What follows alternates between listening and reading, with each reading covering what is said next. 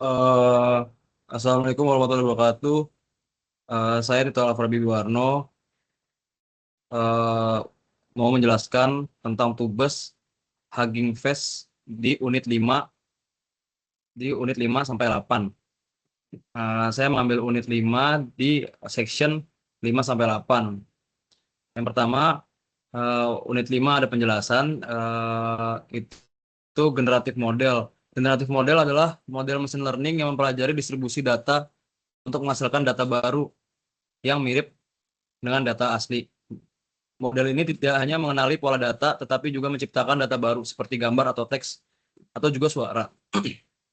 Di sini saya sudah membuat penjelasan di Google Colab ataupun di uh, laporan saya. Langsung saja di section pertama itu ada variation autoencoder. Berikut implementasi uh, variation autoencoder. Ini ada codingan dan ini hasil dari codingannya. Yang saya gunakan di sini Epoch hanya 10. Epoch 10 saya menghasilkan generate image seperti ini. Nah, ada penjelasan pertama itu ada yang pertama kita import library dan hypermeter. Ini untuk yang pertama. Kita import ada importers itu input importers NN. Nah, habis itu ada hypermeter. Selanjutnya itu ada data loading atau MNIST dataset. Itu dataset gambar angka 0 sampai 9 berukuran 2,28 kali 28. Terus ada transformasi juga, mengubah gambar menjadi tensor untuk diproses oleh model. Terus ada data loader di dalam data loading atau MNIST dataset yang tadi. Itu membagi dataset ke dalam batch untuk efisiensi pelatihan. Ada definisi model VAE, itu ada encoder, itu ada FC1, mengubah input menjadi representasi pattern, dan seterusnya. Ada representation trick, membuat sampel dari distribusi Latin, menggunakan noise Gaussian agar sampling tetap diferensial. Decoder, FC2 mengubah latent, FC3 mengembalikan representasi tersembunyi ke bentuk aslinya. Itu sebesar 784 pixel. Di sini juga ada definisi loss function-nya. Reconstruction loss itu mengukur seberapa naik baiknya output atau rekonstruksi yang dibuat. Rekonstruksi yang dibuat semakin mendekati input asli itu semakin baik. Itu bisa juga digunakan binary cross entropy. Ada PKL divergence. Itu menghitung beberapa jauh distribusi pattern dari prior distribusi Gaussian standar. Ada training loop, ada model initialization, membuat objek model dan optimizer. Itu ada beberapa, itu ini adalah penjelasan codingan yang terakhir yang tadi. Yang kedua di unit 5 ini ada generative adversarial network. Ini yang bagian pertama itu kita pasti akan melakukan import library dan hypermeter. Ada mengimport pustaka PTorch, Torch Vision, dan Matplotlib. Ada menentukan parameter penting untuk pelatihan yaitu ada letter dim, batch size, learning rate, dan epoch. Epoch itu apa sih? Tadi udah pernah disebutkan. Epoch itu artinya jumlah iterasi pelatihan. Jadi jumlah berapa kali kita melatih dataset, proses dataset itu epoch. Ini seperti biasa, ini ada meter udah diupload. Terus di bagian kedua ini ada load dataset MNIST. Itu digunakan sebagai input. Dataset ini juga berisi gambar angka 0 sampai 9 berukuran 2 kali 28 kali 28 pixel. Datanya ini yang pertama itu diubah menjadi tensor dan dinormalisasikan ke rentang min 1 sampai 1 agar sesuai dengan output TANH dan generator. Data loader itu membagi dataset menjadi batch seperti codingan yang pertama tadi. Masih sama saja. Untuk bagian ketiga ini definisi model generator. Generator ini adalah model yang menghasilkan gambar palsu dari noise acak atau bahasa kerennya Latent Vector. Terus ada input berupa noise dengan dimensi return dim, model menggunakan lapisan fully connected dengan aktivasi relu, dan aktivasi akhir menggunakan tanha untuk memastikan output berada di dalam rentang -1 sampai 1. Outputnya juga dirancang untuk memiliki ukuran 28 kali 28 dikali 28. Seperti ini codingannya. Untuk NN titik tanha ini itu output dengan rentang -1 dan 1 ini untuk memastikan bahwa outputnya masih berada di dalam rentang -1 sampai 1. Terus ada return image view, ini mengubah output menjadi ukuran gambar yang bisa dilihat. Itu ini ada bagian 4 dari codingan ini, definisi model diskriminator. Ini diskriminator itu adalah gambar model yang membedakan gambar asli dan palsu.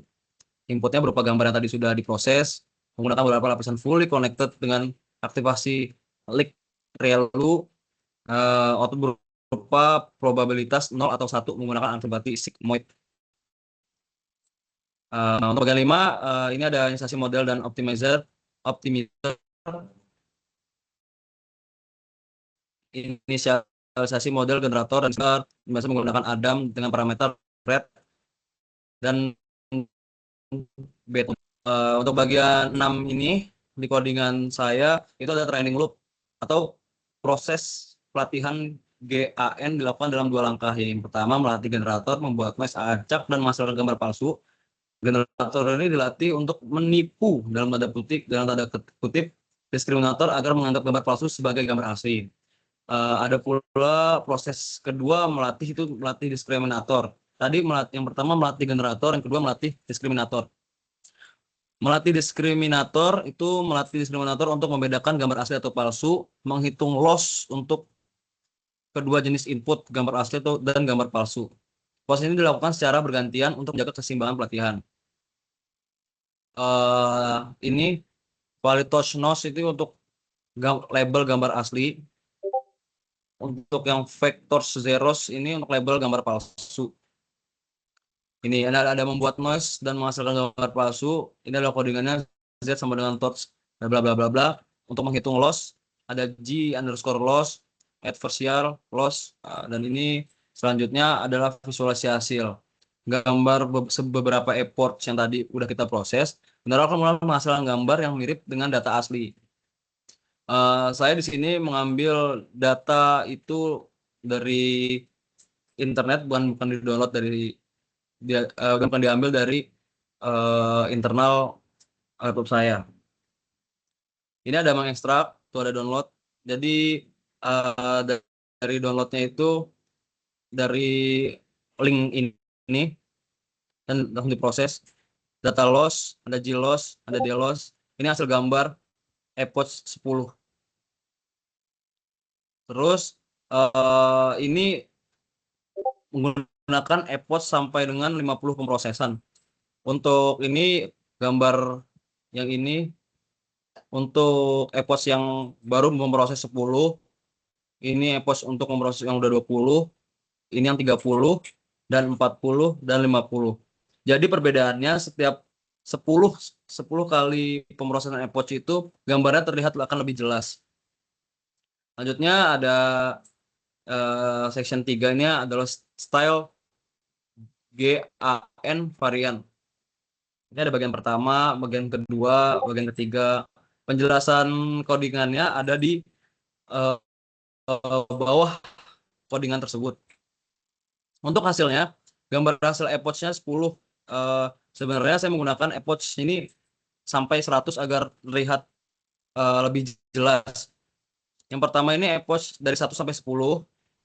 Yang kedua 10 sampai 20. Selanjutnya ini yang sampai ke 30, sampai ke 40, sampai ke 50, sampai ke 60, sampai ke 70, sampai ke 80, dan sampai 90, dan sampai 100.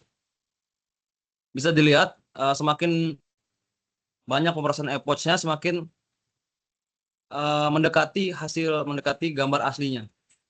Gitu. Seperti biasa, pertama itu ada mengimport pustaka, hypermeter. Terus bagian kedua juga ada mapping network, mengonversi noise vector dalam menjadi style vector. Bagian 3 ada lapisan konvolasi demodulasi menggunakan style vector. Bagian 4 ada transformasi gambar dari noise vector Z yang tadi. 5 membedakan gambar asli atau palsu. Bagian 6 tren generator, tren diskriminator, dan visualisasi. Visualisasi yang tadi setiap 10 epoch gambar itu divisualisasikan agar bisa terlihat. Ada lagi section 4, ini ada cycle GAN, GAN, introduction. Sama seperti tadi, import dulu.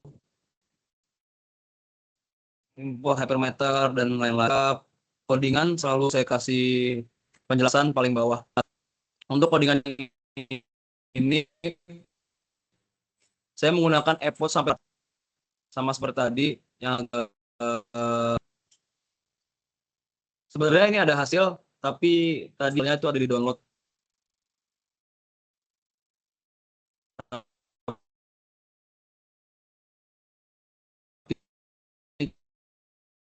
Udah nggak ada lagi, hilang.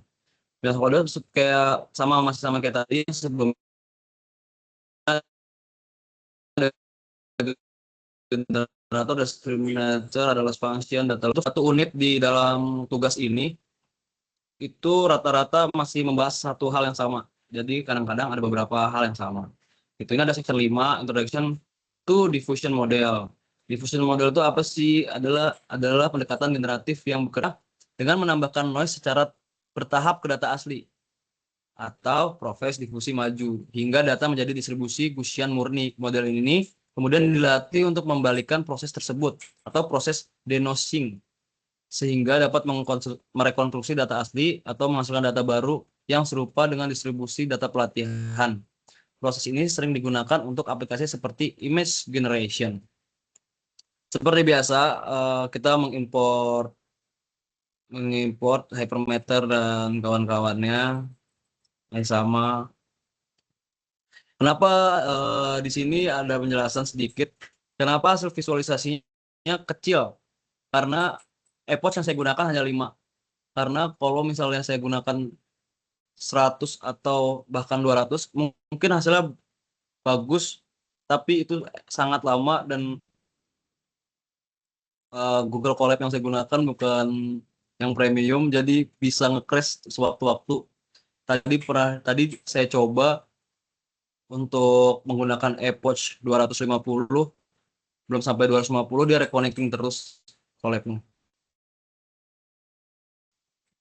Ini ada penjelasannya setiap codingan seperti yang saya jelaskan tadi.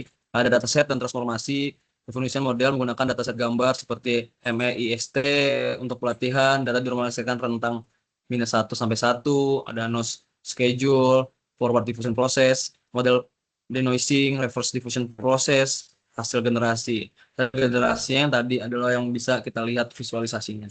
Itu ada section 6, selanjutnya ada introduction to stable diffusion.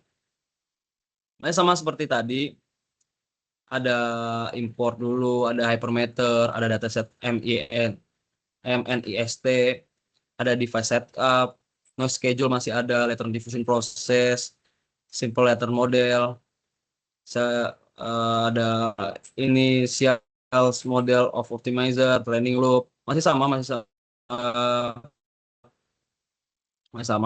Ini juga sebenarnya ada visualisasi yang bisa kita lihat, tapi yang saya bilang tadi collabnya tadi hampir nge-crash, jadi semua hasil run downloadnya hilang. Jadi nggak ada gitu. Mungkin lanjut aja. Yang ketujuh itu ada section 7 ada control over diffusion model. Apa sih control diffusion model itu? Ini merupakan pengembangan dari diffusion model yang tadi, yang memungkinkan generasi gambar diarahkan berdasarkan input tertentu, seperti label kelas. Pada implementasi ini, dataset MNIST digunakan untuk melatih model dengan gambar 28 ada salah, ini 28 dikali 28 pixel sebenarnya. Ini ada dalam saya rentang -1 sampai 1.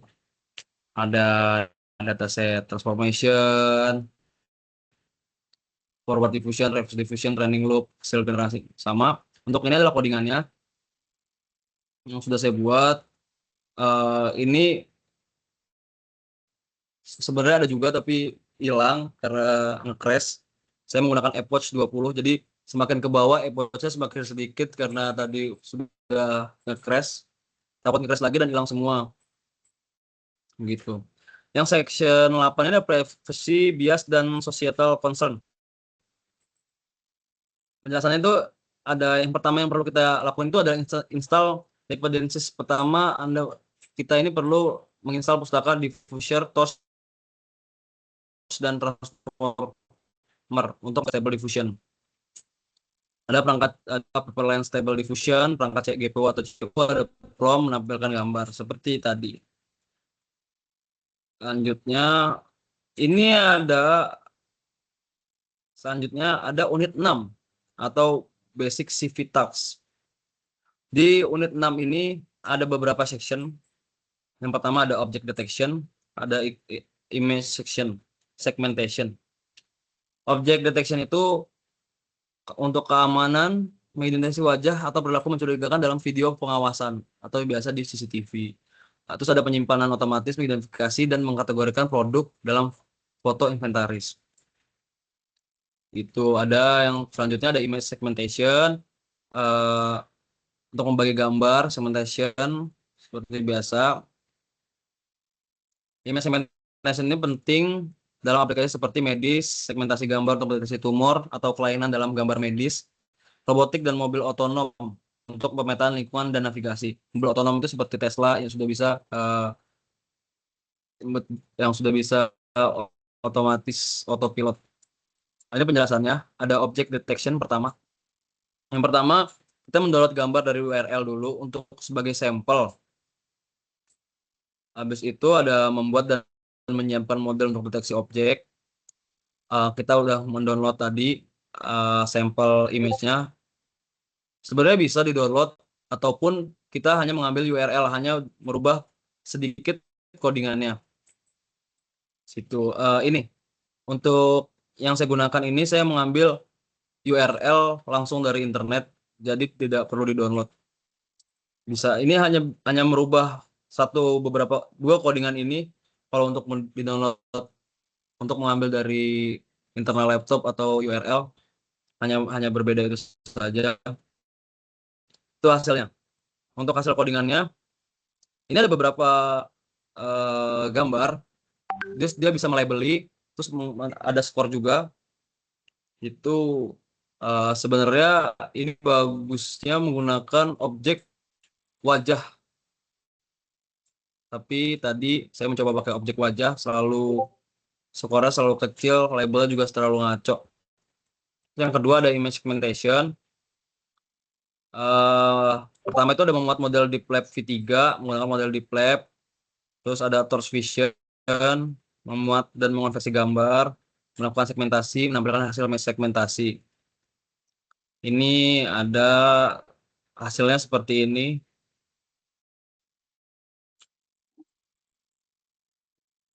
Saya masih menggunakan image yang sama. Bisa dilihat. Tuh. Hasilnya dia agak buram sedikit. Agak seperti ada menggunakan efek di hasil visualisasinya. Selanjutnya ada unit 7, ada video dan video processing. Di unit 7 ini section pertama itu video processing basic. Yang pertama kita harus lakuin ini import pustaka yang diperlukan, ya seperti Megio, NumPy biasa. Terus kedua itu menentukan URL video. Di sini kita menentukan video yang bakal diproses. Kalau saya menggunakan ada namanya www.samplestripvideo.com. Itu banyak sampel-sampel video yang bisa kita dapat tugas atau buat codingan kita. Itu bisa mendapatkan metadata video, FPS, dimensi per frame, membaca dan membahas video frame by frame, menambahkan teks pada setiap frame, menampilkan frame menggunakan MATLAB. Seperti biasa, pertama, kalau di sini codingan pertamanya itu adalah kita menginstal Imagio, ya, menggunakan Imagio. Terus di sini juga ada masalah dalam codingan ini karena Google Colab-nya selalu nge-crash setiap uh, nge-coding, nge-run codingan ini karena dia memproses video itu per frame. Jadi ini video saya menggunakan pakai video durasinya kecil dan besarnya juga kecil, hanya 1 MB, tapi dia juga tetap nge-crash karena dia benar-benar satu frame per frame per frame per frame diproses seperti itu. Banyak, tapi tetap aja dia crash, nggak bisa memproses videonya banyak. Saya kurang tahu kalau misalnya menggunakan VS Code, saya belum mencobanya, mungkin nanti bakal dicoba, seharusnya bisa kalau collab agak rentan crash ya. Selanjutnya itu yang terakhir itu ada di unit 8. Yang pertama itu ada stereo deep estimation. Pertama biasa mengimport pustaka, fungsi mengunduh gambar, ada mengunduh gambar stereo, menampilkan gambar stereo, stereo deep estimation, normalisasi dan menampilkan deep map. Ini kodenya. Ini jadi saya URL-nya itu ada dua, ada left image URL, ada right image URL. Itu sebenarnya satu gambar yang sama, tapi digunakan yang kiri dan yang kanan. Nanti bisa dilihat di hasilnya. Nah, bisa dilihat di sini. Ini ada left image, right image. Bisa digabung, dilihat menjadi disparity map-nya atau deep map-nya menjadi seperti ini. Ini berkelanjutan ke bawah. Untuk yang section 2-nya tidak ada codingan karena ini a brief history of 3 dimensi vision. Sejarah singkat 3 dimensi vision. 3 dimensi vision adalah bidang ilmu yang berfokus pada cara komputer memahami dunia dalam bentuk 3 dimensi. Seperti bagaimana manusia melihat dunia menggunakan kedua matanya. Menjalankan perjalanan perkembangan 3 dimensi vision dimulai dari teori dasar di abad ke-15 hingga menjadi teknologi yang sangat canggih seperti yang kita lihat sekarang. Berikut adalah kisah singkat tentang gimana sih 3 dimensi vision itu berkembang. Awal mulanya itu seni dan geometri proyeksi itu ada di abad ke-15. Perspektif dalam seni di masa Renaissance, seniman seperti Leonardo da Vinci mulai memahami bagaimana menciptakan ilusi ke dalam pada lukisan datar menggunakan perspektif. Inilah awal mula pemahaman tentang dunia 3 dimensi. Itu ada di abad ke-15. Selanjutnya itu ada kamera lubang jarum, kamera pertama. Seingat saya ini adalah kamera pertama, adalah kamera lubang jarum. Yang kedua itu ada fotogrametri, memahami dunia lewat foto. Itu masih menangkap, sebenarnya masih 2 dimensi, tapi kita bisa melihat 3 dimensi. Bagaimana ada teknik menggunakan foto untuk mengukur jarak dan membangun model dunia nyata. Teknologi ini banyak digunakan dalam kartografi atau pemetaan dan supaya geografis, di mana gambar dari udara digunakan untuk menciptakan peta 3 dimensi permukaan bumi. Era komputer langkah awal algoritma ada di 1960-an sampai 1970-an. Kamera stereo dan gerakan ada era praktis itu di 1980-an. Ada peta 3G dan SLAM, SLAM membangun dunia virtual itu 1990 sampai 2000-an. Terus sensor 3 dimensi itu mata baru untuk komputer ada di 2010-an. Yang ketujuh ada era AI, sudah era-era sekarang, aplikasi modern seperti VR, robot, bisa digunakan di medis, pelestarian budaya, banyaklah. Jadi 3 dimensi vision ini kesimpulannya berkembang dari teori sederhana tentang perspektif menjadi teknologi canggih yang digunakan dalam kehidupan sehari-hari.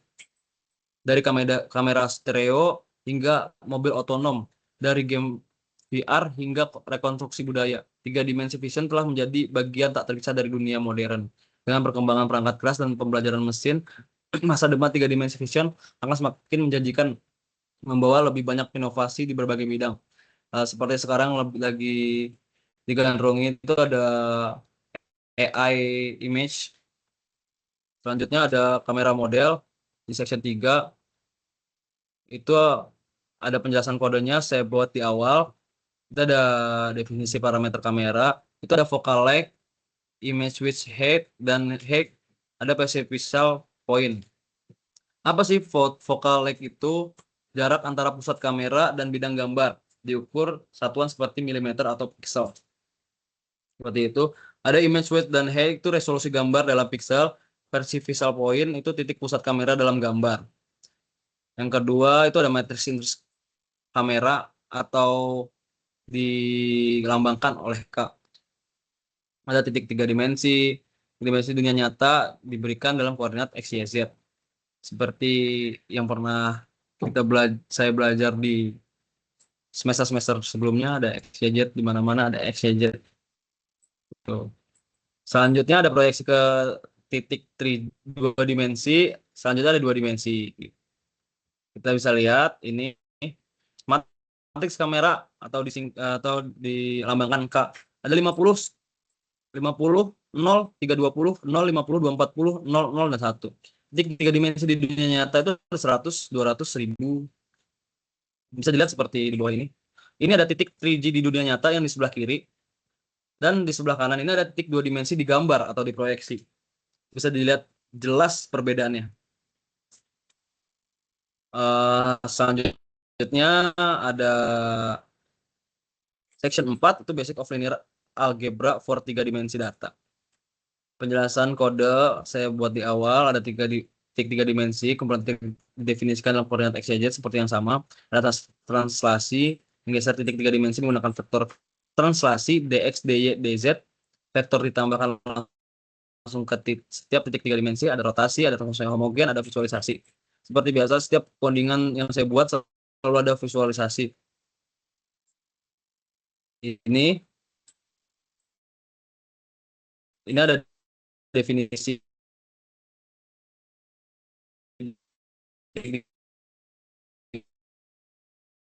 fungsi untuk menjelaskan titik asli, translasi, banyak titik 3 dimensi asli sebenarnya ya. 1, 2, 3, 4, 5, 6, 7, 8, 9, 2, 4, 6. Bisa dilihat titiknya warna biru. Ini setelah ditranslasi 14, 10, 6, 14 bisa dilihat. Nah, titik 3 dimensi setelah rotasi di sekitar sumbu Z. Jadi minus, ada yang minus, ada yang plus. Ini ada titik 3 dimensi setelah transformasi homogen, rotasi plus translasi. Seperti ini. Selanjutnya ada section kelima, itu representation for 3 dimensi data. Ada point cloud representation, voxel grid representation, mesh representation, ada modernisasi. Biasa pertama import. Yang pertama ini ada point cloud representation ya. Menggunakan sheetnya 42 random 100 titik acak dalam ruang 3 dimensi. Saya gunainnya ada terus ada ini edge-nya, vertikalnya, kubus, alas semua vertis. Terus nih, ini hasilnya visualisasi representasi data 3 dimensi. Point cloud seperti inilah 3 dimensi. Tuh, ini ada voxel grid representation, ada mesh representation. Jadi kalau setangkap saya, point cloud representation ini poinnya di nitik-nitik. Jadi ada di satu kubus, ada di satu ruangan misalnya, ada beberapa titik menjadi 3 dimensi.